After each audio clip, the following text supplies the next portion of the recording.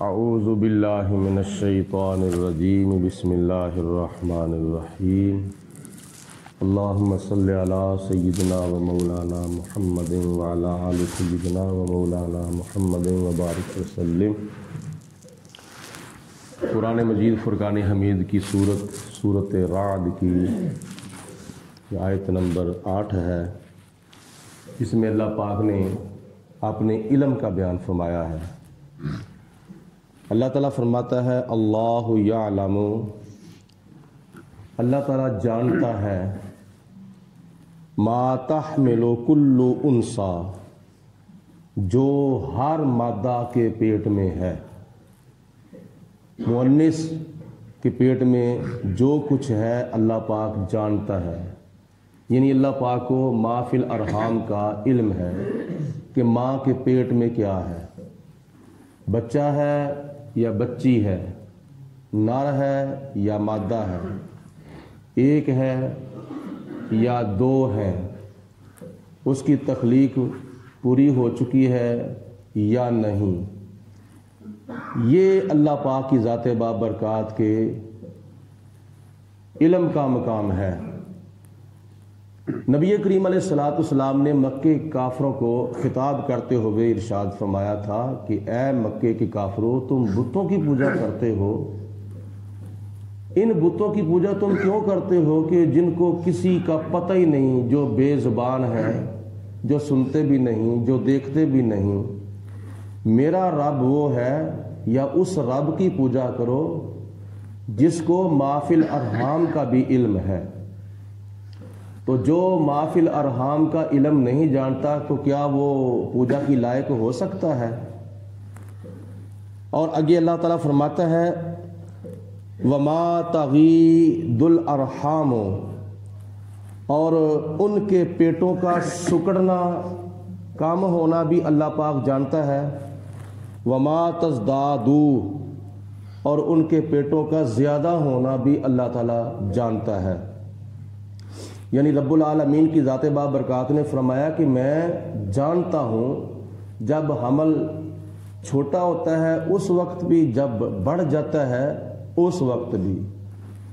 مفسرین نے حمل کی مدت جو ہے وہ عام طور پر تو 9 ماہ بتائی ہے، اور اس سے پہلے بھی وضع حمل ہو سکتا ہے، اس سے پہلے بھی بچہ پیدا ہو سکتا ہے۔ 6 ماہ کا بچہ، 6 ماہ کا جو حمل ہے اس سے اگر بچہ پیدا ہو جائے تو یہ بھی اللہ تعالیٰ کی قدرت کا کرشمہ ہے۔ کئی بچے 6 ماہ کے حمل سے ہی پیدا ہو جاتے ہیں، جیسا کہ حضرت سیدنا امام حسین شہید کربلا رضی اللہ تعالیٰ عنہ کو 6 ماہ کے حمل سے پیدا ہوئے تھے۔ اور مفسرین نے لکھا ہے کہ حمل کی زیادہ سے زیادہ مدت جو ہے وہ 2 سال بھی ہو سکتی ہے۔ اور دوسرے ائمہ ثلاثہ یعنی امام احمد بن حنبل، امام شافعی، امام مالک کے نزدیک تو حمل کی مدت جو ہے وہ زیادہ سے زیادہ 4 سال بھی ہو سکتی ہے، لیکن عام طور پر 6 ماہ سے لے کر 9 ماہ تک حمل کی مدت جو ہے وہ ہوتی ہے۔ اللہ پاک کی ذات بابرکات کا یہ علمی مقام ہے، اور خدا تعالیٰ نے یہ کہیں نہیں فرمایا کہ میرے بتانے سے کوئی نہیں جانتا، ما فی الارحام کا علم میرے بتانے سے کوئی نہیں جانتا، یہ خدا تعالیٰ نے کہیں نہیں فرمایا۔ یہ علم اللہ تعالیٰ فرماتا ہے کہ میں ذاتی طور پر جانتا ہوں، میں کسی کے بتانے سے نہیں جانتا، کسی سے معلوم کرنے سے نہیں جانتا، بلکہ میں ذاتی طور پر جانتا ہوں، از خود جانتا ہوں۔ باقی اللہ پاک کی ذات بابرکات نے یہ علم اپنے نبیوں کو بھی عطا فرمایا ہے اور اپنے محبوب علیہ السلام کے صحابہ کو بھی عطا فرمایا ہے، ولیوں کو بھی عطا فرمایا ہے۔ اگر کوئی جانتا ہے تو وہ اللہ تعالیٰ کی عطا سے جانتا ہے، یہ ہمارا عقیدہ ہے۔ اللہ کے سوا اس علم کو ذاتی طور پر نہ کوئی جانتا تھا، نہ کوئی جانتا ہے، اور نہ کوئی جانے گا۔ تو خدا کی ذات بابرکات نے اپنے پیارے رسول آخری نبی حضرت محمد مصطفیٰ صلی اللہ علیہ وسلم کو بھی اس علم سے سرفراز فرمایا ہے۔ آگے اللہ تعالیٰ ارشاد فرماتا ہے وَكُلُّ شَيْءٍ عِندَهُ بِمِقْدَارٍ، اور ہر چیز اس کے نزدیک ایک اندازے سے ہے۔ اللہ پاک نے ہر چیز کو ایک اندازے سے پیدا کیا ہے، نہ وہ کم ہوتا ہے نہ وہ زیادہ ہوتا ہے۔ عالم الغیبی، اللہ تعالیٰ غیبوں کو جانتا ہے، والشہاداتی، اور اللہ تعالیٰ ظاہر کو بھی جانتا ہے، یعنی اللہ تعالیٰ باطن کو بھی جانتا ہے، اللہ تعالیٰ ظاہر کو بھی جانتا ہے۔ الکبیر، اور اللہ تعالیٰ بہت بڑا ہے، اور اتنا بڑا ہے کہ سب سے بڑا ہے۔ جب ہم نماز پڑھتے ہیں تو رکوع میں جاتے آتے، سجدے میں جاتے اور اٹھتے ہم کہتے ہیں اللہ اکبر، نماز کی نیت باندھتے وقت کہتے ہیں اللہ اکبر، یعنی اللہ تعالیٰ سب سے بڑا ہے۔ اللہ تعالیٰ بہت بڑا نہیں بلکہ اللہ تعالیٰ سب سے بڑا ہے۔ یہ اللہ تعالیٰ کی تکبیرات ہیں اور اللہ تعالیٰ کی یہ بڑائی ہے۔ اور نبی پاک علیہ الصلوۃ والسلام نے فرمایا کہ جب تم کسی پہاڑ کو دیکھو تو یہ نہ کہو کہ پہاڑ کتنا بڑا ہے، بلکہ اس کو دیکھ کر کہو اللہ اکبر، میرا رب تو اس پہاڑ سے بھی بڑا ہے۔ اگر تم کسی بہت بڑے دریا کو دیکھو تو یہ نہ کہو کہ یہ دریا بہت بڑا ہے، بلکہ اس کو دیکھ کر کہو اللہ اکبر، یہ دریا کیا میرا رب اس سے بھی بڑا ہے۔ اگر تم کسی بڑے درخت کو دیکھو جو لمبا بھی ہو، جو اونچا بھی ہو، جو چوڑا بھی ہو، جس کی جڑیں جو ہیں وہ زمین کے اوپر کافی دور دور تک پھیلی ہوئی ہوں، تو یہ نہ کہو کہ یہ درخت بہت بڑا ہے، اس کو دیکھ کر کہو اللہ اکبر، میرا رب تو اس سے بھی بڑا ہے۔ اور کس سے بڑا ہے؟ ساری کائنات، ساری مخلوقات سے بڑا ہے۔ حدیث قدسی میں آتا ہے، نبی پاک علیہ الصلوۃ والسلام نے ارشاد فرمایا کہ میرا رب فرماتا ہے کہ میں اتنا بڑا ہوں، میں اتنا بڑا ہوں کہ میں زمینوں آسمانوں کے اندر نہیں سما سکتا، اگر سمانا چاہوں تو میں قلب مومن میں سما جاتا ہوں۔ سبحان اللہ۔ رب العالمین کی ذات بابرکات کی اتنی بڑائی ہے کہ خدا تعالیٰ ساتوں زمینوں اور ساتوں آسمانوں کے اندر بھی نہیں سما سکتا۔ خدا کی ذات بابرکات ساری کائنات سے بڑی ہے، اس سے بڑا کوئی نہیں ہے۔ المتعال، اور وہ بلند و بالا ہے، اس کی شان بلند و بالا ہے، اس کی عظمت بلند و بالا ہے، اس کا مقام بلند و بالا ہے۔ سواء منکم، تم میں سے ہر کوئی اللہ پاک کے علم میں برابر ہے۔ کیسے؟ من اسر القول، اگر کوئی منہ میں بات کرتا ہے، یعنی مطلب کہ منہ میں بات کرنے سے مراد کوئی بندہ کسی کے کان میں بات کرتا ہے، کسی کے کان میں سرگوشی کرتا ہے، یا دل کے اندر بات کرتا ہے، تو اللہ پاک فرماتا ہے اس کی بات کو بھی میں سن لیتا ہوں۔ ومن جہر بہ، اور جو کوئی بلند آواز سے بات کرتا ہے میں اس کو بھی سن لیتا ہوں۔ چلتے چلتے میں ایک ضمناً بات کر دوں کہ ادھر ہمارے کو ساتھی ہیں وہ اونچی آواز سے تکبیرات اور تسبیحات پڑھتے ہیں۔ اتحیات جب جماعت بیٹھتی ہے تو اس وقت بھی 2-4 لفظ اونچی آواز سے پڑھتے ہیں، یا جب امام صاحب والا دعالین پڑھتے ہیں تو اونچی آواز سے آمین کہتے ہیں۔ میں عرض کرتا ہوں، یہ مسئلہ میں نے آگے بھی کئی مرتبہ عرض کیا ہے کہ جو چیزیں بلند آواز سے پڑھنے والی ہیں وہ امام صاحب پڑھتے ہیں۔ امام صاحب بلند آواز سے تکبیر کہتے ہیں، امام صاحب بلند آواز سے سمی اللہ لمن حمیدہ کہتے ہیں، امام صاحب فجر کی نماز میں، مغرب کی نماز میں، عشاء کی نماز میں، عید الفطر کی نماز میں، عید الاضحیٰ کی نماز میں، رمضان شریف کے اندر نماز تراویح کے اندر، نماز وطر کے اندر اونچی آواز سے قرات کرتے ہیں، تو پیچھے مقتدی سنتے ہیں، تو امام صاحب سے والضالین سن کے منہ میں آمین کہنا چاہیے، باقی تکبیرات اور تسبیحات بھی منہ میں پڑھنی چاہیے۔ اس طرح دوسرے دائیں بائیں دوسرے نمازیوں کی توجہ جو ہے وہ ذرا منتشر ہو جاتی ہے۔ تو اللہ پاک فرماتا ہے کہ میں تمہاری بات جو تم دل میں کرتے ہو میں وہ بھی سنتا ہوں۔ ہم حالانکہ کوئی بندہ پست آواز سے بھی بات کرے نا تو ہم جو ہے وہ سننے کے لیے اپنے کان اس کے منہ کے ساتھ لگاتے ہیں، بھئی کیا کہا ہے آپ نے، ایک مرتبہ پھر کہیں، ایک مرتبہ پھر کہیں۔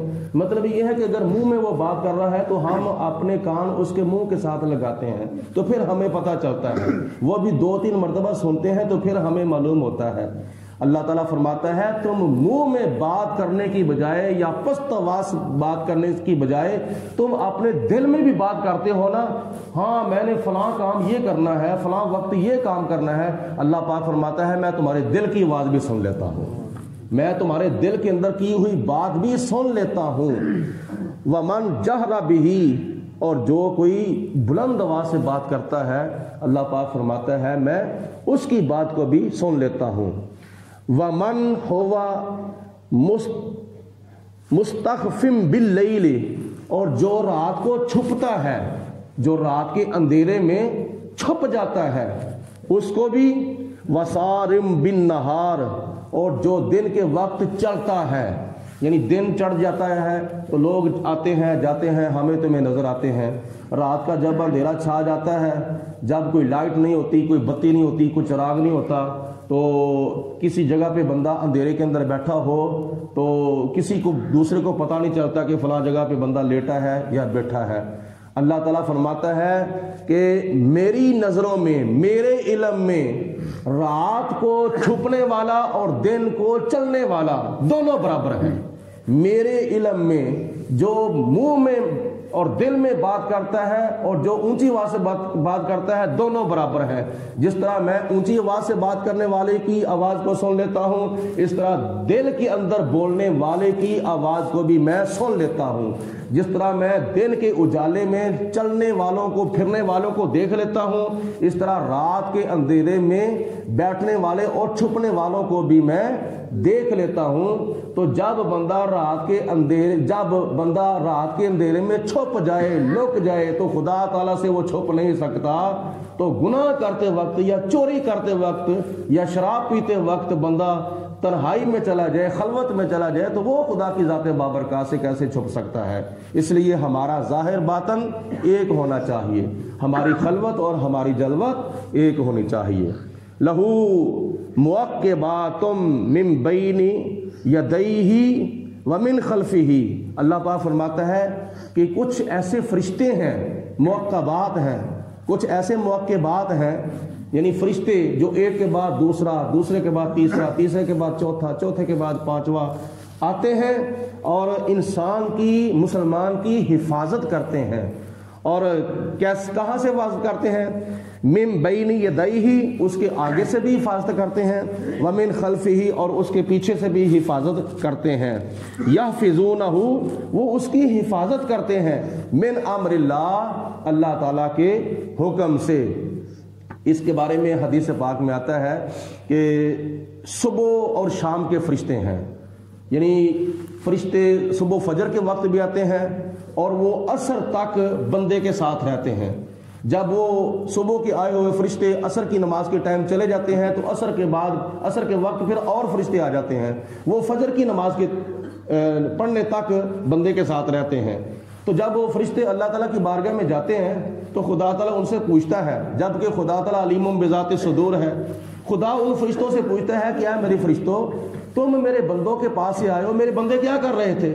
تو جو صبح فرشتے آئے ہوتے ہیں، شام کو یعنی عصر کی نماز کے ٹائم جب واپس جاتے ہیں تو وہ فرشتے اللہ کی بارگاہ میں عرض کرتے ہیں، یا پروردگار عالم، جن تیرے بندوں کے پاس سے ہم ہو کے تیرے پاس واپس آئے ہیں وہ تیرے بندے نماز پڑھ رہے تھے۔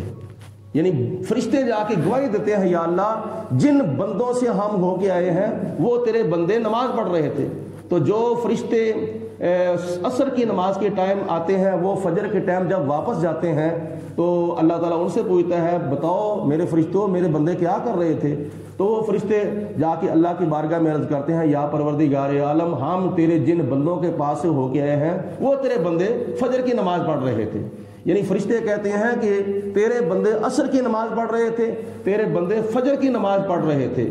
یعنی آپ لوگوں سے فرشتے ہو کر واپس جا رہے ہیں، وہ کل عصر کی نماز کے ٹائم کے آئے ہوئے ہیں، تو اب وہ فرشتے جا رہے ہیں، تو کتنی تمہاری خوش نصیبی ہے کہ فرشتے اللہ کی بارگاہ میں تمہاری جا کے گواہی دے رہے ہیں یا پروردگار عالم تیرے وہ بندے فجر کی نماز ادا کر رہے تھے. تو اس لیے ہمارے تمام مسلمان بہن بھائیوں کو 5 وقت کی نماز ادا کرنی چاہیے، کیونکہ عصر کی نماز کے ٹائم اور فجر کی نماز کے ٹائم فرشتوں کا تبادلہ ہوتا ہے. تو وہ فرشتے جب جا کے کہیں تو ہم عصر کی نماز پڑھ رہے ہوں یا فجر کی نماز پڑھ رہے ہوں. ان اللہ، بے شک اللہ تعالی، لا یغیر ما بقوم، اتنی دیر تک کسی قوم کی حالت نہیں بدلتا. مطلب یہ ہے کہ اتنی دیر تک اللہ تعالیٰ کسی قوم کی نعمت کو نہیں بدلتا. نعمت کو بدلنے سے مراد وہ نعمت واپس نہیں لیتا اتنی دیر تک. حتیٰ یغیروا ما بانفسہم، جتنی دیر تک وہ قوم اپنے آپ کو نہیں بدلتی. جب اپنے آپ کو قوم بدل لیتی ہے تو پھر اللہ تعالیٰ اپنے بندوں کو دی ہوئی کئی نعمتیں جو ہیں وہ واپس لے لیتا ہے. لہٰذا ہمیں اپنے ایمان کے اوپر ثابت قدمی اختیار کرنی چاہیے. ہمیں اپنا حلیہ سر سے لے کر پاؤں تک نبی پاک علیہ السلام کی سنت کے مطابق بنانا چاہیے اور اپنانا چاہیے. اگر ہم اپنے آپ کو بدلیں گے تو خدا تعالیٰ کئی نعمتیں ہمیں دے کر واپس لے لیتا ہے. وَإِذَا أَرَادَ اللَّهُ بِقَوْمٍ سُوءًا، جب اللہ تعالیٰ کسی قوم کو سزا دینے کا ارادہ کرتا ہے اس کے گناہوں کے سبب، اس کے خطاؤں اور اس کی غلطیوں کے سبب، جب کسی قوم کو اللہ تعالیٰ سزا دینے کا ارادہ کرتا ہے، فَلَا مَرَدَّ لَهُ، تو اس سزا کو کوئی بھی نہیں ٹال سکتا، اس عذاب کو کوئی بھی نہیں ٹال سکتا.